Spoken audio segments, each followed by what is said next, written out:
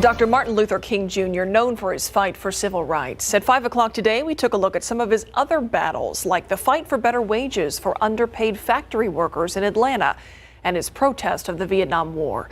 His message of unity has grown over the decades, and his legacy is celebrated every year, including right here in San Antonio. But the fact that we are even celebrating Dr. Martin Luther King Jr.'s birthday as a state holiday is the result of a years-long battle that included talks of suing the NFL nearly 30 years ago. One of the people who led that charge is a well-respected professor right here in San Antonio. In part two of tonight's History Untold segment, Devin Clark takes a look at how he did it. I was very much involved in trying to end racial injustice in the San Antonio area for the most part. Mario Marcel Salas traces his fight for civil rights back to the 1960s. When Martin Luther King was still alive. In 1983, more than a decade following his death, Dr. Martin Luther King Jr. Day became a federal holiday.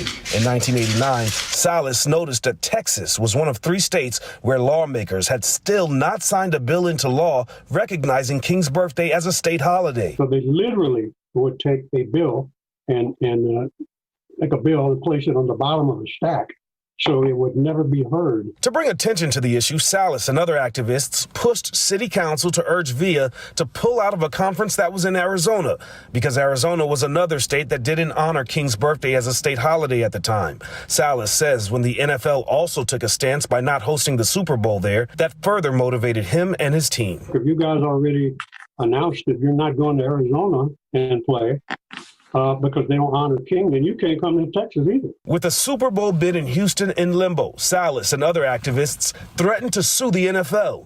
Momentum from press coverage they received pushed them to knock on the door of then House Speaker Gib Lewis. Do you want to have a Super Bowl in Texas or not, Mr. Speaker? The move worked. We weren't in the room but maybe 10 minutes. He simply said, gentlemen, by the time you wake up tomorrow, that bill will be out of calendars committee and on the floor for a vote. In 1991, the bill recognizing King's birthday as a state holiday was signed into law. Now 71 years old, Salas is still an activist and chairperson of the San Antonio Coalition for Police Accountability. He says today he is still fighting to end police brutality and racial injustice. Reporting outside of Martin Luther King Park, Devin Clark, KSAT 12 News.